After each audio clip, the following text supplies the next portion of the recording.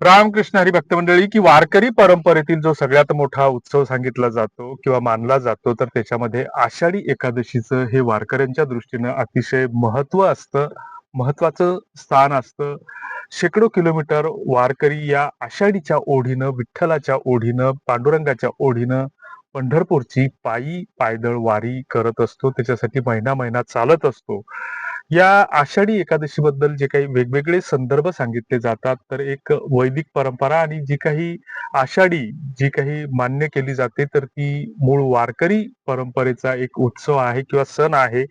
याच्यामध्ये असंही सांगितलं जातं, की आषाढी एकादशीलाच दुसरीकडे देवशयनी एकादशी असंही म्हटलं जातं, की भगवान विष्णूच्या निद्रेचा तो काळ मानला जातो आणि याच्यासाठी जे काही वेगवेगळ्या पौराणिक कथांचे संदर्भ सांगितले जातात, की देव आणि दानव युद्धात देवांना वाचवण्यासाठी भगवान विष्णूचा श्वासापासून एकादशी नावाची शक्ती निर्माण झाली. त्याच्यानंतर तिने राक्षसाचा वध केला. वारकरी संप्रदायात या दिवसाचं महत्व मात्र वेगळं आहे, अनन्यसाधारण आहे आणि या दिवशी पंढरपूरला जी काही पायी वारी करण्याची आपली जी काही प्रथा आहे, तर ही आपली मूळ परंपरा आणि प्रथा आहे. मात्र ज्या काही पौराणिक आख्यायिका सांगितल्या जातात, तर त्या नेमक्या किती खऱ्या मानायच्या, किती त्याच्यावर विश्वास ठेवायचा, श्रद्धा ठेवायची, हा ज्याचा त्याचा प्रश्न आहे. मात्र जो काही वारकरी परंपरेमध्ये जो काही एकेश्वरवाद आहे किंवा एकेश्वराची जी काही परंपरा आहे, तर त्याला अनुसरून फक्त वारकरी हे विठ्ठलालाच दैवत मानतात आणि बऱ्याच अभ्यासकांचं असं म्हणणं आहे, की नंतर विठ्ठल हा विष्णूचा अवतार वगैरे आहे. ह्या कथा त्याच्यामध्ये घुसवल्या गेल्या किंवा त्याचे संदर्भ सांगितले गेले. हे वेगवेगळे मतप्रवाह आहेत आणि ते अभ्यासपूर्ण मांडणीनं बऱ्याच ठिकाणी ते मांडलेले सुद्धा आहेत. त्यालाही आपण नाकारू शकत नाही. मात्र पौराणिक कथेनुसार जो काही अ, आषाढी पासूनचा जो काही कार्तिकी एकादशी पर्यंतचा जो काही 4 महिन्याचा कालावधी असतो, तर तो देवाच्या निद्रेचा कालावधी असतो आणि याला बऱ्याच ठिकाणी चातुर्मास असंही म्हटलं जातं.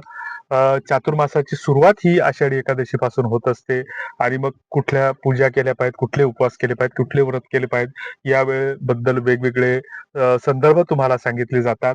मात्र जे काही तुकाराम महाराज म्हणतात, की व्रतामध्ये व्रत एकादशीला ते सर्वश्रेष्ठ व्रत मानतात आणि त्या दिवशी मग जर आपण विठ्ठलाच्या ओढीनं किंवा एक आपल्या आत्मशुद्धीसाठी किंवा आपल्या शारीरिक शुद्धीसाठी किंवा धार्मिक मान्यतेनुसार जर आपण त्या दिवशी उपवास करत असू, तर मग आषाढी एकादशीचा उपवास जर करत असणार, तर सकाळी उठल्यापासून रात्री झोपेपर्यंत जर आपण स्वतःला आणि देवाला जर फसवणार असणार, तर मग हा उपवास न केलेलाच बरा. असं आमचं मत आहे. तुम्हाला काय वाटतं ते कमेंट बॉक्समध्ये तुम्ही कळवा.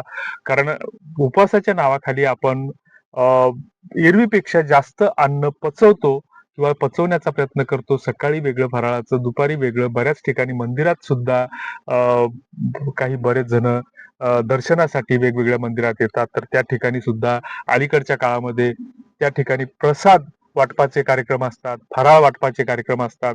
तर ते कितपत योग्य आहेत, अयोग्य आहेत त्याबद्दल आपल्याला काही टिप्पणी करायची नाही.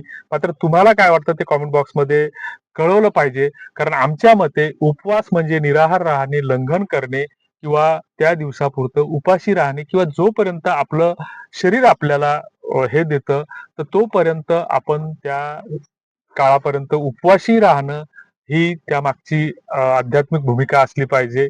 एखाद्याला जर 2 वाजेपर्यंत निराहार राहण्याचा दम निघत असेल, तर त्यांनी 2 वाजेपर्यंत आणि त्याच्यानंतर मग त्यानं फराळ जेवण केलं पाहिजे.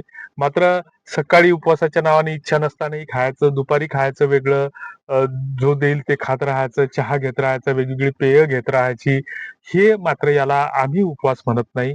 तुम्हाला काय वाटतं ते कमेंट बॉक्समध्ये नक्की कळवा. धन्यवाद.